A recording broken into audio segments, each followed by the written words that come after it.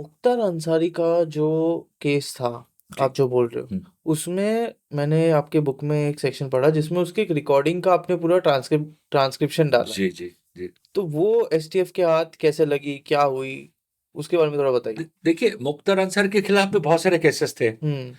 तो उसमें से देखना ये पड़ता है कि आप कौन सा केस है जिसको आप जल्दी निपटा के जल्द से जल्द कोर्ट के सामने साबित करके आप उसकी कन्विक्शन हाँ। सिक्योर कर सकते हैं, हाँ। आप उसको जेल भेज सकते हैं। हाँ। क्योंकि एक बार आपने उसको जेल भेज दिया और बाकी सब जगह जेल में जब वो एक राजा की तरह हम्म। एक एक एक राज एम्परर की तरह रहते थे, अगर वो सब आपने बंद कर दिया हाँ। तो उसके लिए ऑपरेट करना मुश्किल होगा, उसके लिए गवाह गवाह जो है उनको इन्फ्लुएंस करना मुश्किल और होगा। कहते हैं मुख्तार अंसारी तो जेल मुख्तार अंसारी को आपने एक केस में 7 साल की सजा हुआ उसका, हाँ। जिसमें उसने शशिकांत राय करके एक बीजेपी एमएलए को हाँ। उसने उसके लोगों ने मारा था। तो ये पूरा फ्रीडम से ऑपरेट करता था जेल के अंदर।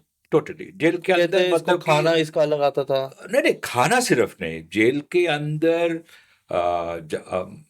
इनकी गर्लफ्रेंड्स का आना, किसी की वाइफ बाप के रे। आके रहना, हाँ। किसी का बेटा, बेटे के बाकी जो शागिर्द हैं उन लोग का आके रहना, हम्म। खाना पीना जो भी चाहे, हाँ। वो अल्कोहल हो या पानी बिस्लरी वाटर हो, हाँ। वो सब से लेके मतलब कि हमने फिल्मों में शायद ये देखा है कि कोई किसी का पैर दबा रहा है, हाँ। यहीं तक देखा है। हाँ। लेकिन वो कुछ नहीं होता है, वो सब कुछ होता है जेल के अंदर। पूरा हाँ, वीआईपी सब कुछ ट्रीटमेंट। होता है जेल के अंदर, जहाँ मतलब कि एयर कंडीशन से लेके एसी भी लगा सब दिया सब था कुछ उसके, हो जाता अरे है, वो बाप रे। अंदर का पूरा डेकोरेशन चेंज हो जाता है, हाँ। फर्नीचर अलग हो जाता है, वो अपना घर बना के सब कुछ पूरी फैसिलिटीज के साथ वहीं दरबार बैठता तो है, सिक्योरिटी वहीं अलग से से सारा उसके डिसीजन। लिए। हाँ, वो बांदा जेल में यूपी में जब था मुख्तार अंसारी पहले, हाँ। तो ये सब करता था। बाकी जब स्टेट के बाहर था, योगी आदित्यनाथ चीफ मिनिस्टर के बनने के बाद ही इन सब लोग को लगा कि अभी हमारा ये सब अगर बंद जेल होगा। में थोड़ा सा सजा कटना है तो, हाँ। क्योंकि आप जब जुडिशियल रिमांड में होते हैं तब भी आपको जेल में ही रहना पड़ता है, पता। भला केस साबित हुआ ना हो, कोर्ट ऑर्डर ना भी आया होगा। हाँ। तो वो लोग प्रेफर करते थे कि यूपी के बाहर हम रहे। हम्म। तो यहाँ यही हुआ कि एक केस में इनको सजा मिल जाए कोर्ट से, हम्म। इसको हम एक बार जेल के अंदर डाल देंगे हाँ। तो बाकी केसेस में हमको काम करना आसान होगा। आसान। और क्या हम करेंगे ताकि इतने सारे सब केसेस में अगर हम साबित कर सके, हम्म। ओके, तो फिर इसका टोटल मिला के जो है कम से कम 30-40 साल का जेल होगा। या ऐसे बड़े आदमियों को अगर आप एक केस में भी 10 साल का जेल दे सकते हैं, 7 साल का, या लाइफ टर्म मिले आपको, हम्म। तो काफी होता है, चाहे वो पब्लिक परसेप्शन तो हो या वो तोड़ने सब के लिए खुद के इजी लिए, होता है, हाँ। उनको तोड़ने के लिए। हाँ। और ये सब कुछ हुआ था। हम्म। और जैसे कि मैं कह रहा था आपको कि मुख्तार अंसारी के केस में आपने 40 साल पुराना केस में हम्म। गवाह को वापस बुला के बोला कि आपको डरा धमका के आपसे आपका जो गवाह है वो वापस ले लिया गया था, तब दोबारा गवाह दीजिए एंड आपको हम विटनेस प्रोटेक्शन पूरा देंगे। उस केस में उसका सजा हुआ। तो वहीं से इन लोगों का तोड़ना शुरू हुआ, जब जाके इनको लगा कि अभी समय वाकई में हमारा खराब आ गया है। हम्म। क्योंकि एक केस में जब आप दोषी पाए गए और आपका सजा हुआ, तो बाकी केस में जो भी जो है जजेस हैं, उनके हौसला बढ़ जाता है। अब देखिए, मुख्तार अंसारी के केस में, एक पर्टिकुलर केस में 21 जज बेल के हियरिंग था उसमें रिक्यूज कर गए। आप सोच सकते हैं, इतना 21 जजेस बोले नहीं देंगे, अरे कि आएंगे नहीं। हम डिस्कशन नहीं करेंगे, इसके रिक्यूज कर रहे हैं, उनके बेल की सुनवाई हो रहा है। हाँ। और जज कोर्ट में आके बोला, I am रिक्यूजिंग from the case, मैं इस केस का सुनवाई नहीं कर सकता। ये हमारे एक प्रावधान है सिस्टम में कि जिसमें जज को पब्लिक के सामने या कोर्ट में ओपनली नहीं बोलना पड़ता है कि मैं क्यों रिक्यूज कर रहा हूं। क्यों ऐसा? वो उसका हमारा रीजन? सिस्टम है वो, लेकिन उसको चाहे रजिस्टर हो चाहे चीफ जस्टिस हो, उनको बोलना पड़ता है कि ऐसा। बताना पड़ता है, हाँ। मतलब कि डर इस लेवल पर तक था। मुख्तार अंसारी का कोई केसेस बताइए जो इसमें क्यों लोग इतना डरते थे उससे, क्या किया मुख्तार था? अंसारी, जैसे हमने फिल्मों में देखा ना कि कैसे गिटार बजाते हैं हीरो, हाँ। मुख्तार अंसारी एक AK-47 राइफल हम्म। हाथ में लेके ओपन जिप में खड़े होके गिटार जैसा बजा रहा है, ऐसे ऐसे करके पकड़ शूट के करता है। घूमता रहता था। अच्छा। उसके ग्रैंडफादर अंग्रेजों के जमाने में हम्म। कांग्रेस के प्रेसिडेंट थे। उसका चाचा ब्रिगेडियर थे इस देश के। हाँ। वो खुद एक एस्पायरिंग क्रिकेटर था। हाँ। I don't know Mukhtar Ansari को ये सब करने की जरूरत क्या था, क्या था? लेकिन I am sure he was misguided, लेकिन मिसगाइडेड इस हद तक कि आपको लोगों के खून से मजा आने लग गए। You love to see peoples blood. Blood. जब वो बीजेपी एमएलए राय के उनका कॉन्वॉय जा रहा था गाड़ी का, उसके ऊपर जब अटैक हुआ तो कुछ 6 AK-47 से 500 प्लस राउंड्स गोली बरसाया गया। उनको मार दिया गया। एक आदमी को मारने के लिए आपको 500 बुलेट्स की जरूरत होता है क्या? ये आप कब करते हैं? दिखाना था। ये तो हमने लैटिन अमेरिकन वो सब ड्रग लॉर्ड्स के शोज में देखा है। एक आदमी को मारते हैं, 40 गोलियां उसके ऊपर उतार देते हैं। हाँ। तो यहाँ भी यही होता था। 500 राउंड्स 500 प्लस राउंड्स गोली बरसाया गया उनको मारने के लिए। हम्म और जितने भी केसेस इनके खिलाफ होता था, हम्म हर केस में एक रिपोर्ट दर्ज होता था, दैट्स ऑल। उसके आगे बेल हो जाएगा, बेल के लिए इनको कोर्ट जाने की कोई जरूरत नहीं है, इनका बेल हो जाता था, घूमते रहते जो कुछ मर्जी करना चाहते थे। और कुछ केसेस में अगर मान लीजिए उनका जुडिशियल रिमांड हुआ, बेल जब तक नहीं हुआ, जुडिशियल रिमांड में तब तक आपको प्रिजन में रहना पड़ता है। जब तक वीआईपी ट्रीटमेंट मिल जाए। वो बिल्कुल वीआईपी ट्रीटमेंट में होता था, और आमतौर पे स्टेट के बाहर होता था, या स्टेट के अंदर अगर हुआ, जो बांदा जेल पे मुख्तार अंसारी थे, तो वहाँ उनके सारे फ्रेंड्स का आना जाना, रहना, आके कुछ समय के लिए वाइफ का आके रहना, लड़के का रहना, उनके जो बाकी सब साथी थे, हिज असिस्टेंट्स, उनका आके रहना, खाना पीना अपना होगा, एवरीथिंग दे एंजॉयड। सर, इसके बेटे ने हाई कोर्ट में पिटीशन फाइल करना चालू कर दिया, रेड पिटीशंस, कि नहीं मेरे फादर को पॉइजन किया जा रहा है, और ये सब ड्रामा जो चालू हुआ था, ये क्या हुआ था और क्यों हुआ था? पहले जो हम बात कर रहे थे कि बड़े क्रिमिनल्स एक बार जब अरेस्ट होना शुरू हो जाते हैं और जब उनका बेल होना बंद हो जाता है, जब उनको लगता है हमारे खिलाफ वाकई में एक्शन लिया जा रहा है और ये बहुत दूर तक जाएगी बात, तो उन लोगों को भी एक अपना नैरेटिव क्रिएट करना पड़ता है, क्योंकि उनको लग जाता है कि आवर डेज आर नंबर्ड, समय ज्यादा हमारे पास शायद है नहीं। तो उनको अपना एक नैरेटिव क्रिएट करना पड़ता है, और वो नैरेटिव यही होता है जिसमें वो कम से कम एक सिंपैथी गेन कर सके, ताकि कल कुछ अगर हो जाए तो लोग बात करें, ये तो पहले ही कहा था इसने।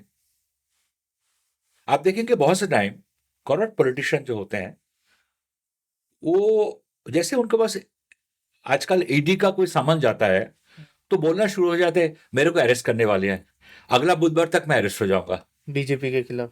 तो एक ना एक दिन वो आदमी जब अरेस्ट होता है, अगर होता है तो बोलता है मैंने तो पहले ही कहा था, देखो जी हमारी सरकार गिराने के लिए हमको अरेस्ट किया जा रहा है। मैं उस डिबेट में नहीं जा रहा हूं ऑब्वियसली कि उसमें किस पार्टी का कितना अरेस्ट हुआ नहीं हुआ, मैं सिर्फ यही चीज देख रहा हूं कि मैंने बार बार यही देखा है कि हर पॉलिटिशियन जो अरेस्ट हुआ वो बहुत पहले से ये ड्रामा चालू कर देता है। वो ये नहीं बोलता है कि मुझे अरेस्ट करके दिखा दो, मैं कोर्ट से बरी हो जाऊंगा, मैं आपको भी दिखा दूंगा, जो भी रिजल्ट का होगा। वो लोग इस तरह नहीं बात करते। एज ए वोटर मैं चाहूंगा वो अगर इस तरह बात करे, I will have more respect for him. तो यहां भी है कि ये लोग एक नैरेटिव चालू कर दिया था, लेकिन मैंने खुद जो एविडेंस मुझे मिला यूपी गवर्नमेंट की ओर से, उसमें मैंने पिछले 5 साल का मुख्तार अंसारी के हेल्थ रिकॉर्ड्स चेक किया। मुझे ये पूछना था कि हाँ, जब आप प्रशांत सर से आपने पूछा कि क्या इनको पॉइजन किया गया था या नहीं किया गया था, तो प्रशांत सर ने क्या बोला? उन्होंने 100% डिनाई किया। 100% डिनाई किया। उन्होंने कोई पॉइंट भी बताया आपको? वो मैं आ रहा हूँ उसमें। उसका एक तो अगेन चेक प्रिपेटिंग तो किताब में सारा डिटेल्स दिया हुआ है। जैसा ही उसको दिल का दौरा पड़ा जेल में, तो जेल का डॉक्टर ने आके बोला कि मुझे सही नहीं लग रहा है, क्योंकि उनका इतना पसीना छूट रहा है और उनको ब्रीदिंग ट्रबल लग रहा है, और सबको मालूम था he was a patient of heart problems.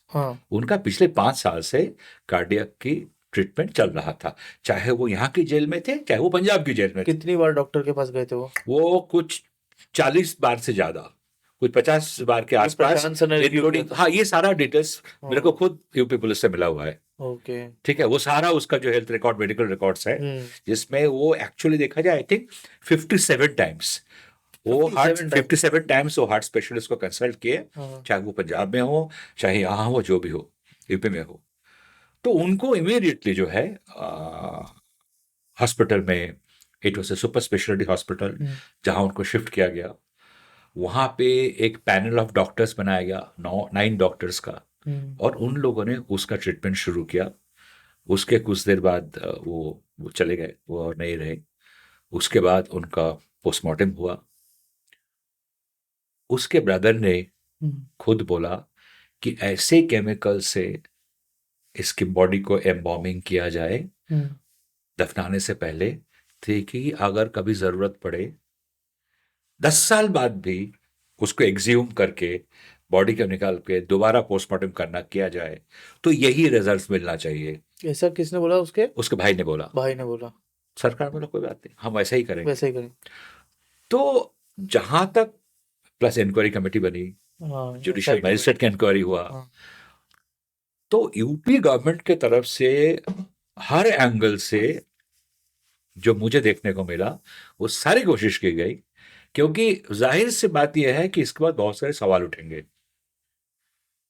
और जो जो चीज हो सकता है उनके फैमिली को या जो क्रिटिक्स हैं उनको संभालने के लिए, उनको आंसर देने के लिए वो सारे कदम उठाए गए थे, और कहीं भी जाके कुछ नहीं मिला। I as an author of the book, आपको ये मैं जरूर कह सकता हूं कि while I have complete respect for the outcome of judicial magistrate inquiry और व्हाटएवर, लेकिन मैंने खुद कम से कम उनकी जो मेडिकल रिकॉर्ड्स हैं पिछले 5 साल के, वो मैंने खुद चेक किया, और उसमें ये सारे जो कहा गया वो सब कुछ पाए गए। He was definitely a patient of cardiac issues, और वो हार्ट अटैक से मरे। मैंने फिर थोड़ा ऑफ द रिकॉर्ड में कुछ लोगों से, पुलिस डिपार्टमेंट से बात की कि हार्ट अटैक भी आपके ही समय में आना था। तो उन्होंने कहा कि सर इस बात के हम क्या जवाब दें, लेकिन डरा हुआ तो था वो देख रहा था चारों ओर क्या चल रहा था। तो उसको भी लग रहा था कि कल पता नहीं हमारे साथ क्या होगा। तो बोला कि सर वो हार्ट पेशेंट तो था ही था, और उसको क्लियरली मालूम हो गया था कि अब हमारे और नहीं चलती यहाँ, कुछ भी हमारे साथ हो सकता है, क्योंकि हम जो कुछ भी चाहते थे कुछ नहीं हो रहा है अभी। और जहां जहां भी इन लोगों ने कोई पिटिशन फाइल किया हाई कोर्ट में या सुप्रीम कोर्ट चले गए, कहीं से राहत तो मिली नहीं किसी केस में। तो उनको भी लगने लगा था कि पहले वाली बात और नहीं रहा। देखिए, ये मैसेज जाना बहुत जरूरी है, चाहे वो पब्लिक के लिए हो, चाहे वो जो क्रिमिनल का समाज है, सोसाइटी, क्राइम सोसाइटी, उनके लिए हो, कि you can't get away with murder. आप हर चीज का फायदा, हर वक्त का, मौके का फायदा अभी और नहीं उठा सकते। आपको अगर लगे कि इसका मतलब, अगेन लेट मी रिपीट, कि इसका मतलब ये नहीं कि सब कुछ ठीक हो गया, इसका मतलब ये नहीं कि क्राइम बंद हो गया, इसका मतलब ये नहीं कि करप्शन बंद हो गया, लेकिन इतना बड़ा सिस्टम में, जो देश का सबसे बड़ा राज्य है, जो दुनिया का सबसे बड़ा पुलिस फोर्स है यूपी, उसको संभालना इतना आसान नहीं होता है। क्योंकि कौन कहाँ किसके लिए क्या काम कर रहा है, किसकी क्या मजबूरी है।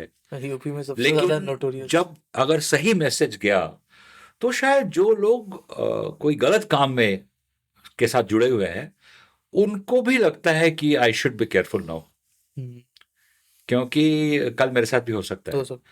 तो क्या मुझे फोन करके खबर देना चाहिए कि रेड होने वाला है? तो